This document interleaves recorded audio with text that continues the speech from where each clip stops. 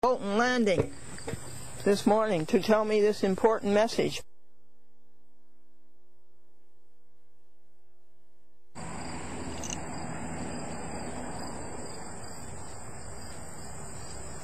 Is there a doctor in the house?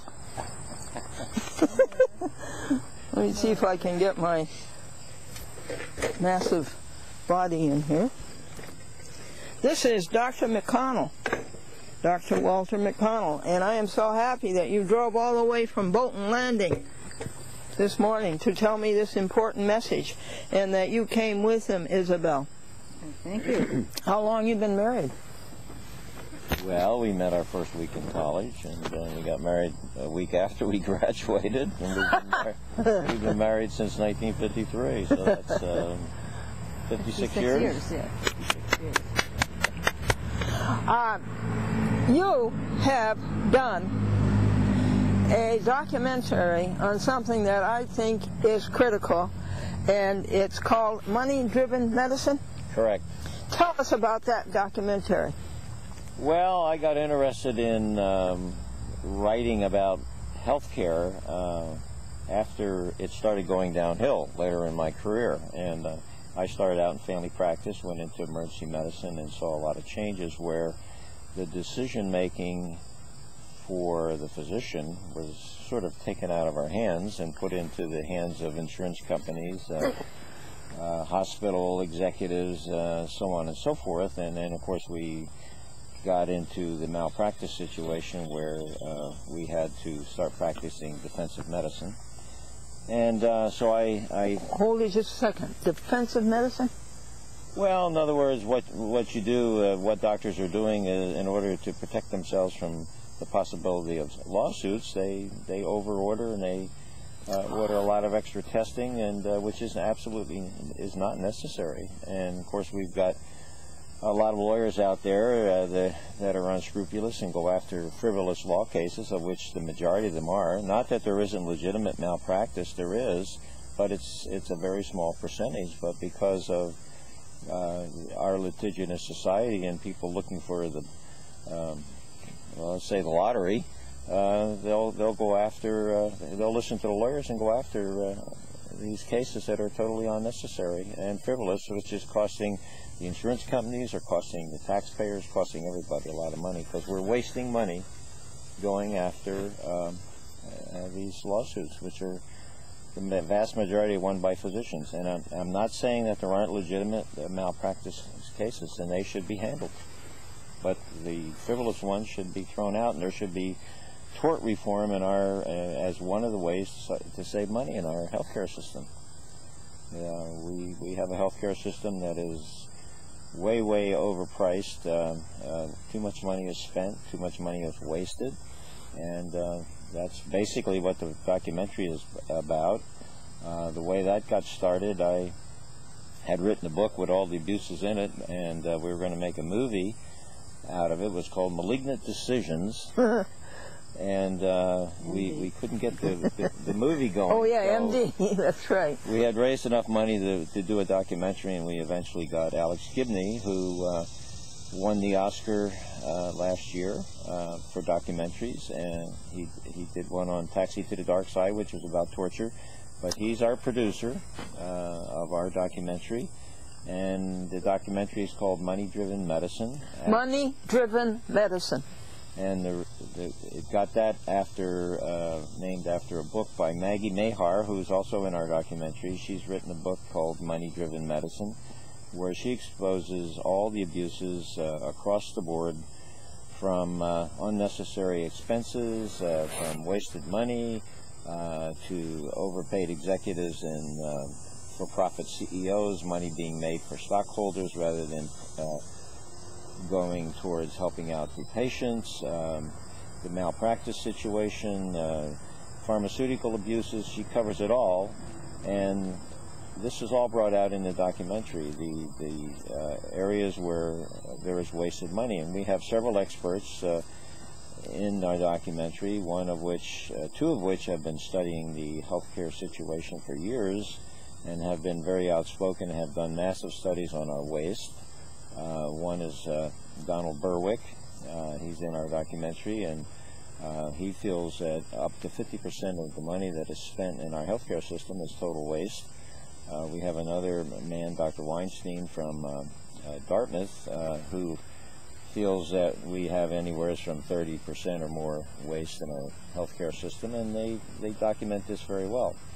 The other crisis, the biggest crisis we have as far as going forth with any kind of healthcare system is we can't have a healthcare system if we don't have doctors.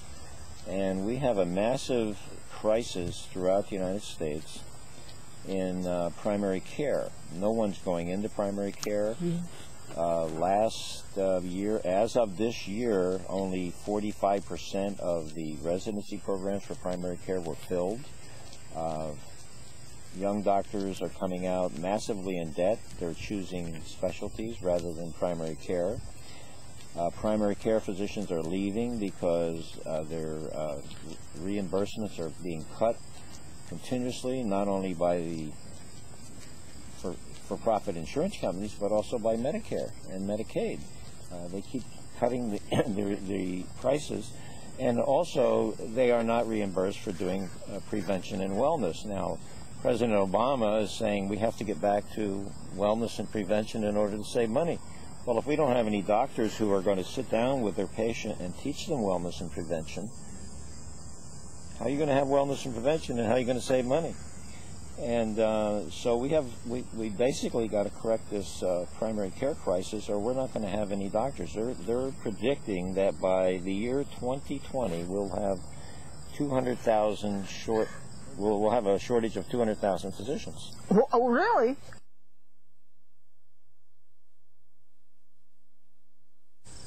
Dr. McConnell, you said 200,000. Does that include primary care or mostly? Well, that's going to include mostly primary care, and by primary care I'm talking about a general internist, which their percentages have dropped tremendously. A recent survey showed only 2% of medical students are going to enter general internal medicine. And then the other thing that happens once they're in practice, 5 to 6 years later, they all enter specialties anyway because their incomes are so low. They're one of the lowest paid in the healthcare reimbursement schedule. The lowest are pediatricians. We definitely need pediatricians. And the second lowest is the primary care physicians. So all these people are not entering these fields, so we're going to have the deficiency primarily in those fields. We're also going to have a deficiency in general surgery, particularly in rural areas. So we have to really fix that, or we're not going to have a healthcare system. Let's say the emphasis right now, as I feel, is we need to insure everybody. And I want to make it perfectly clear, I'm not against healthcare reform. I'm not against people being insured, and I'm not against everyone in our society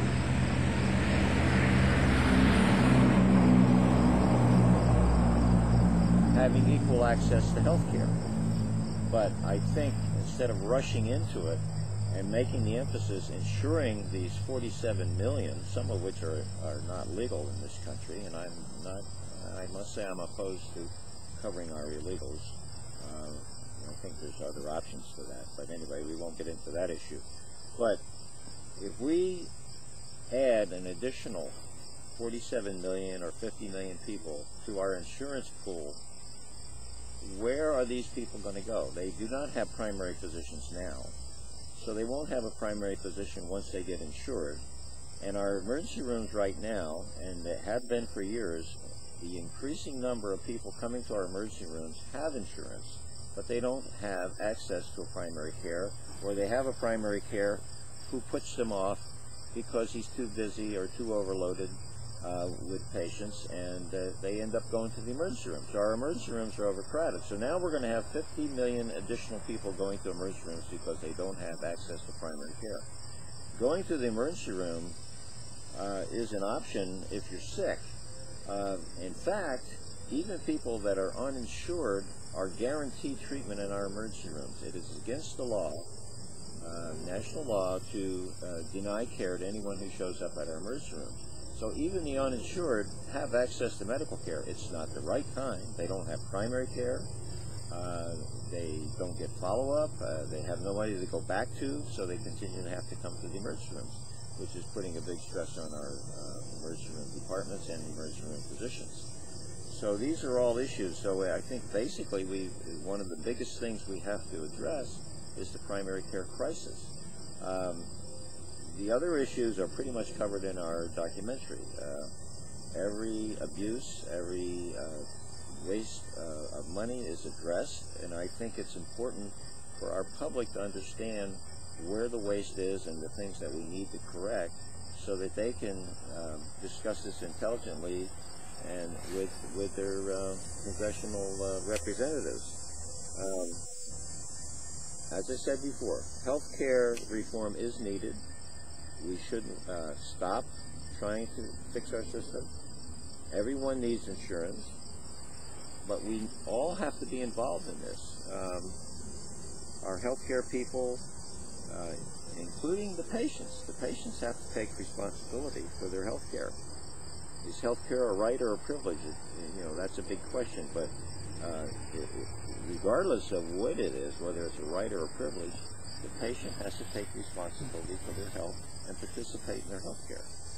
And all the principals, including the government and the private sector, have to get together and work this out to fix it.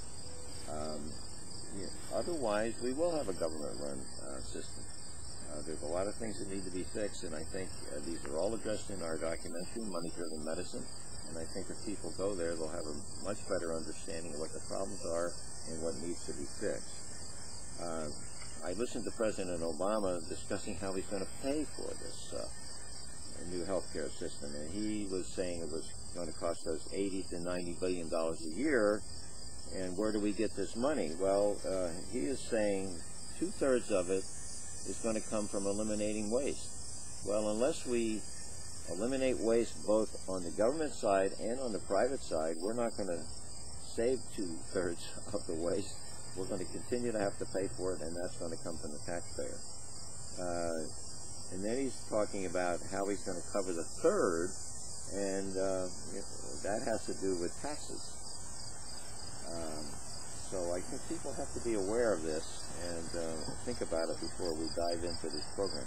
I'm not saying we should quit working on the issues, but let's get together on it, both the private sector and the government sector.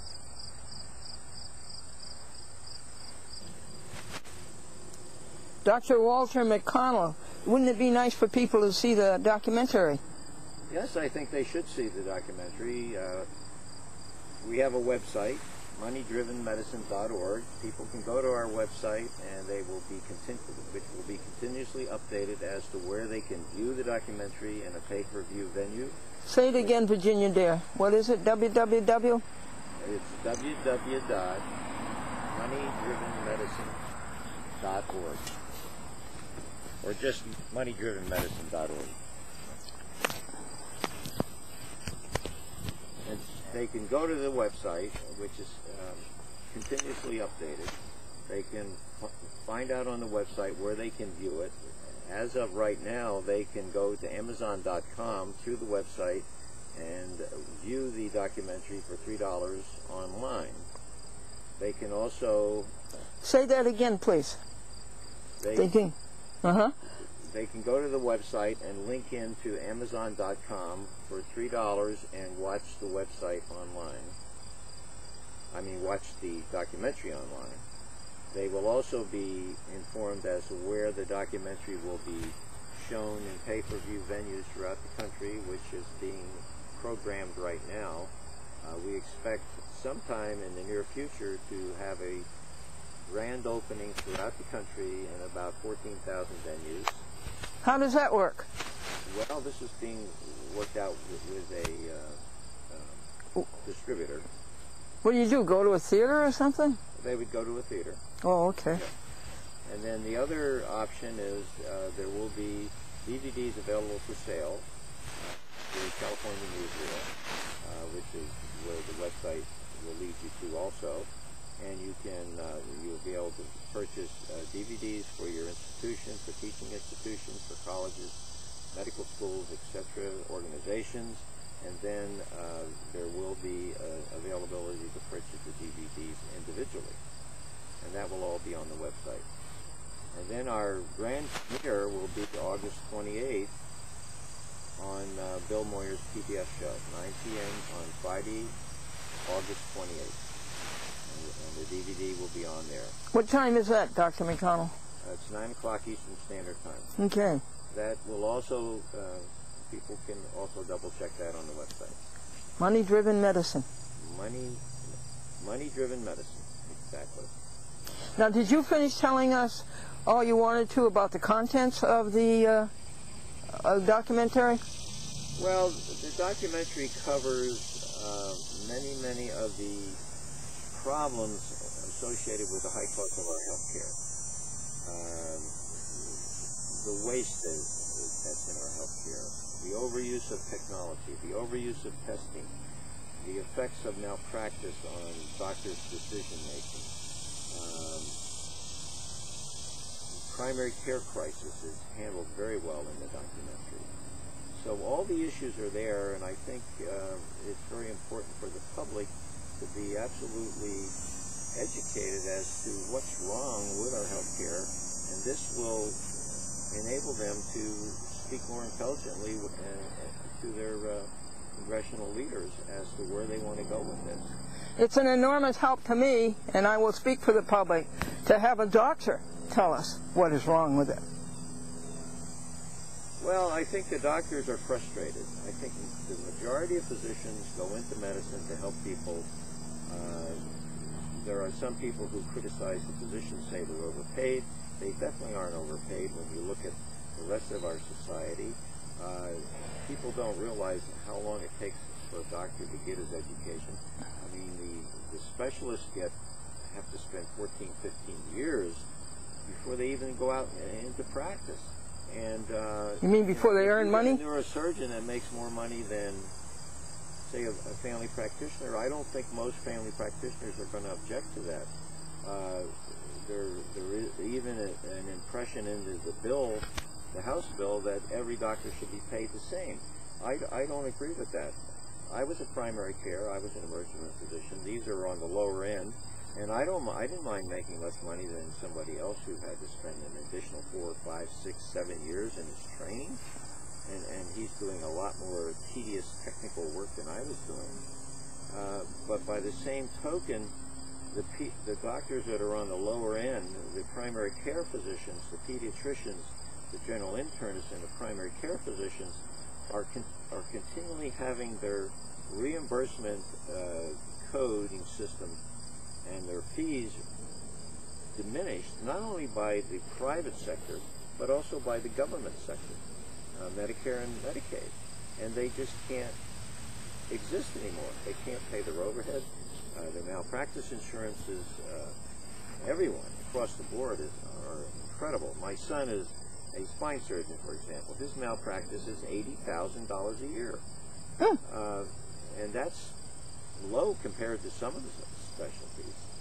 I mean, this is totally ridiculous. Well, a guy has to pay these before he even gets started.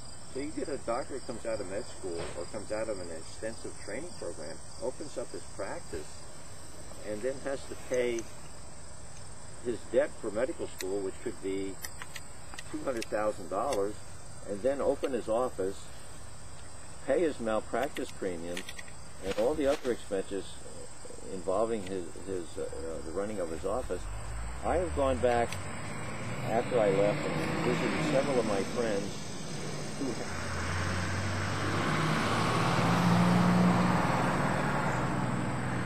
I have gone home and visited several of my colleagues and walked into their offices and was just totally amazed at the number of people they have working in their office. And I would say, why do you have so many people in the front office?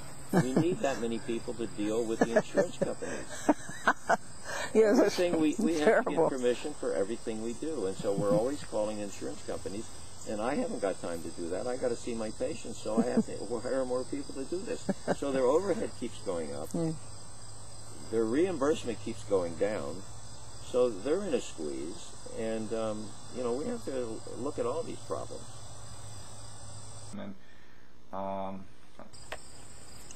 Dr. Walter McConnell, tell us about the insurance companies, please. Well, there are several issues involving insurance, and I don't disagree with what the President and the health bill want to do. They want to have the insurance companies not be able to deny you insurance for pre-existing conditions, not for you to lose your insurance if you lose your job or move out of state. In other words, they have to insure you, and I think the private sector has to do the same thing. The insurance companies have to get together and agree that they won't deny you insurance for pre-existing conditions. They won't cancel your insurance if you move or if you lose your job, and they have to get behind this. Otherwise, they will have the government tell them what to do. What they can do also is, I think, like they do for life insurance, if you can prove that you live a good lifestyle, you don't smoke, you exercise, you're healthy, you should get a lower premium than somebody who's sick. How about if you're a vegetarian, you should get a lower premium? Well, whatever, you know, if you can show that you're living a good lifestyle, that you're reducing your risk for you know, illness, you should get a lower premium. As I said, no denial of care. Reimburse the doctors for results, not for doing procedures, and compensate at a reasonable rate for preventative care. This is what's driving out the primary care doctors, because they're not reimbursed for sitting down talking about prevention to you. So these are all insurance issues. Say those three again, please. Reimburse for results and not for procedures. No denial of care, and compensate at reasonable rates for preventative care. Lower premium? Lower premiums. And then they can tailor the policies to the needs and deductibles instead of going across the board. So if a young man comes in and wants to buy an insurance policy, he doesn't need maternity care included in that. You know, tailor that policy to him to reduce the premiums. Malpractice, another huge issue. We need tort reform that's equal across the country. Cut down the litigation, you mean? Cut down the litigation and cut down the need for doing protective medicine. And it's something you can have a panel of doctors and lawyers to weed out the bad doctors and the bad lawyers. I mean, yes, there are some bad doctors. Oh, yeah, and don't forget the bad judges. Right. And the patients have to accept responsibility for their care. They can't just get insurance and then not do anything about their health. But they have to be included in their health care. And I will say there is a movement across the country for something called the home medicine, or the medical home. This has been run at Geisinger in eastern Pennsylvania. It's been run by the Mayo Health Clinic, the Cleveland Clinic, and I think some of the other non-for-profit HMOs. And what it basically is, one doctor is in charge of you, a primary care type doctor. And this is another issue about primary care. If you don't have a primary care doctor, no one is coordinating your care. This is handled very well in the documentary. But if you have a primary care doctor that is coordinating your care among nurse practitioners, physician assistants, in these home medicine situations, they have 24/7 access to health care, and you can call anybody 24/7. But in addition, the patient is involved in their care. They are required to attend talks and lectures about how to live a good lifestyle, how to reduce their risk, and they are involved in the whole process. And the doctors, the incentive for the doctors who keep their patients well make more money. So the incentive is keep them well, you do better. And across the board, they're saving a lot of money by keeping their patients well, but they get reimbursed a little bit more. Well, I commend you. You have certainly put much thought into this. Well, I think so. I think one other issue is hospitals themselves, and I call it non-cooperative competition. And we need cooperative competition between hospitals. Let's take a community that has 3 separate hospitals. They don't want to merge. They want to stay private and continue on their own. So one hospital is good in cardiology, another hospital is good at gastroenterology, another hospital is good at something else. So what do? They all put in the exact same technology across the board, instead of sitting down and saying, okay, you're good at this, we're good at this, so on and so forth. Let's split the technology so we don't all have to put in the same technology, so that it's all overused, and we don't have to go advertise massively millions of dollars that we're better than you. Let's work together. That's cooperative competition. You're still an individual hospital, but you're doing what you're best at, and you're cooperating with somebody else, and you're trading off, and that should save a lot of money.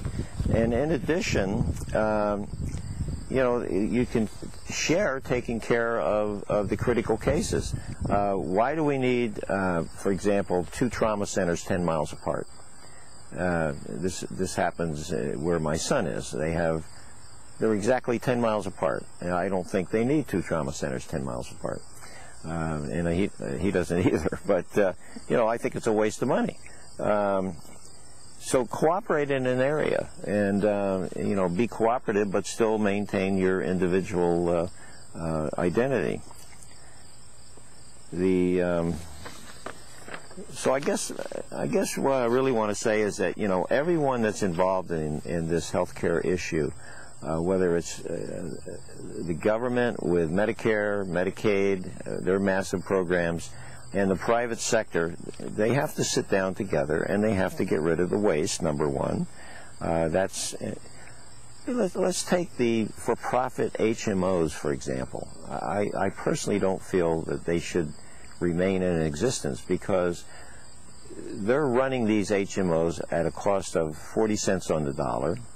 Their CEOs are walking away with outrageous compensations.